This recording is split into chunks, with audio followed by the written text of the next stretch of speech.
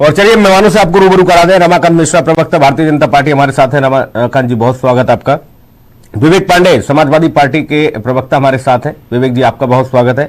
निरंजन पोद्दार जी हैं, वरिष्ठ पत्रकार, विशेष टिप्पणी के लिए। निरंजन जी, आपका भी बहुत स्वागत। निरंजन पोद्दार जी, बीजेपी हो या बाकी लोग हो, तमाम ऐसे लोग जो सनातनी हैं, उन्होंने विरोध किया स्वामी प्रसाद मौर्य के बयान का। अल्पज्ञानी कहा, किसी ने कुछ कहा, किसी ने कहा कि अज्ञानी है, इसको जानकारी नहीं है, ये कहां से इस तरह की बात करता है। कुछ धर्माचार्यों ने यह भी कहा कि इसकी हैसियत नहीं है ये सब बोलने की। लेकिन समाजवादी पार्टी ने बल दिया और फिर ट्विटर की चिड़िया से निकलकर मसला पोस्टर तक पहुंचा, बड़े बड़े होर्डिंग तक लखनऊ में, शूद्र है, ये है, वो है, फलाने हैं, ढिमके हैं, ये सारी चीजें। अब तो विधायक कह रहे हैं कि टिकट मिले न मिले, लेकिन ऐसे लोग, ऐसी बयानबाजी पर रोक लगनी चाहिए। क्या देख रहे हैं आप? आपका दृष्टिकोण क्या कहता है? मेरा दृष्टिकोण ऐसा है सुनील जी, निश्चित रूप से मैं इस चीज को देखकर के बहुत प्रसन्न हूं कि आज समाजवादी पार्टी के अंदर कुछ लोग जिंदा हैं। मैं यूं कहूंगा कि वो जीवित हैं। और जीवित आदमी बोलता है, मरा हुआ आदमी कभी भी नहीं बोलता सुनील जी।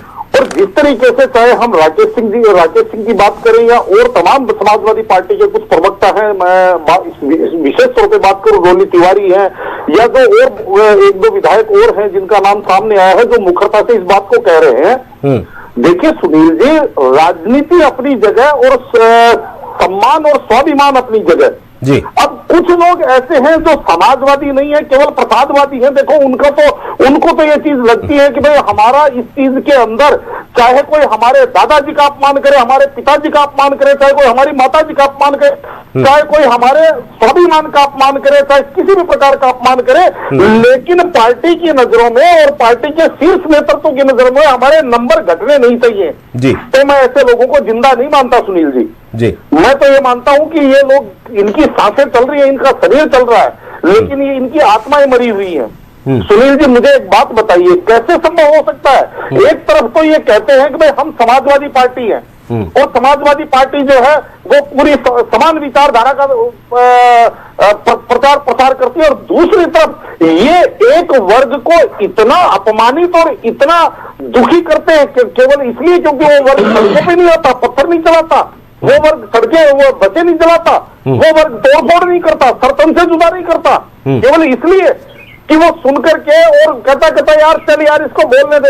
और सबसे बड़ा आश्चर्य क्या सुनील जी, आजकल जो ये एक शब्द लोगों ने पकड़ लिया, शूद्र और पशु और नारी, जिस तरीके से रामचरितमानस की कुछ चौपाइयों को लेकर के 500 साल का याद आई कि ऐसी भी कुछ चौपाई है जो अपमान कर रही है। साथ में आप आश्चर्य करेंगे सुनील जी, सम्राट मौर्य के वंशज कहलाते हैं स्वामी प्रसाद मौर्य।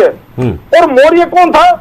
मौर्य था क्षत्रिय, लेकिन उनके अंदर होड़ लगी हुई है कि भाई मैं सबसे बड़ा शूद्र, मैं सबसे बड़ा शूद्र।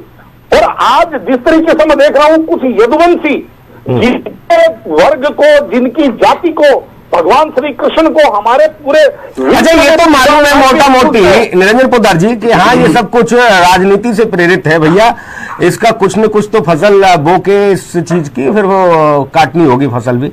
लेकिन जितनी प्रतिक्रियाएं आ रही हैं, विवेक पांडे भी इस बात को बहुत अच्छे से समझ रहे हैं, और जो भी लोगों के विचार आ रहे हैं वो सब खिलाफत में है। फिर क्या फायदा है इस तरह की बयानबाजी, इस तरह के वक्तव्यों का? अरे बाकी मुद्दे हैं, आप रमाकांत जी से महंगाई पे पूछिए, बेरोजगारी पर पूछिए, और भी तमाम सारी चीजें हैं उस पर बात करिए। रामचरितमानस ये इसको लेके आप लोग नई पकड़ लिए, ये तो नया ही एक्सप्रेस वे बना दिए रामचरितमानस वाला, इस पे ही चल रहे हो। मैं इस बात का जवाब दूंगा सुनील जी। देखिए ऐसा है सुनील जी, मैं आपको एक चीज बता रहा हूं कि जिस तरीके से समाजवादी पार्टी की जो स्थापना हुई थी और उसके बाद में जो इसकी फाउंडेशन थी, वो केवल और केवल अपीजमेंट या कहें तुष्टिकरण के ऊपर आधारित थी।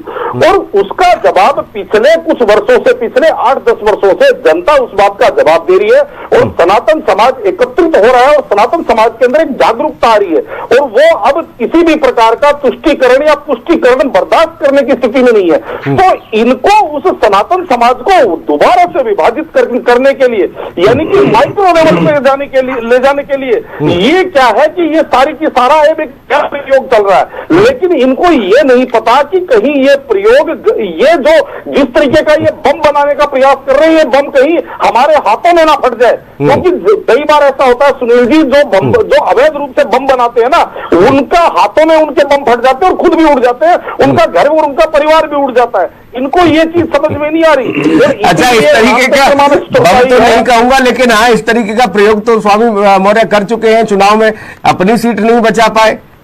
ठीक है भैया। निरंजन पोद्दार जी 10 सेकंड में आप कंप्लीट करिए कंक्लूजन। देखिए सुनील जी, मैं उस टाइम बोलना चाह रहा था कि रामायण के अंदर एक चौपाई है कि जा को नाथ दारुण दुख दे ही वहां की मति पहले हर नहीं। आज उस राजनीतिक दलों के साथ भी कदाचित ऐसा ही हो रहा है। उनको यही नहीं पता कि हम अब देश किधर जा रहा है, जनता जनमानस किधर जा रहा है और उनका अपना मानस किधर जा रहा है। आज भी वो उन्हीं घिसी पिटी राजनीति इस चौपाई को नहीं बताएंगे स्वामी प्रसाद मौर्य ट्वीट करके कि भैया मती पहले ही हर ली हमारी। बहुत धन्यवाद चर्चा में जुड़ने के लिए। रमाकांत जी आप जुड़े, विवेक जी आप जुड़े, निरंजन जी आप जुड़े, बहुत शुक्रिया। खास कार्यक्रम में इतना ही। नमस्कार।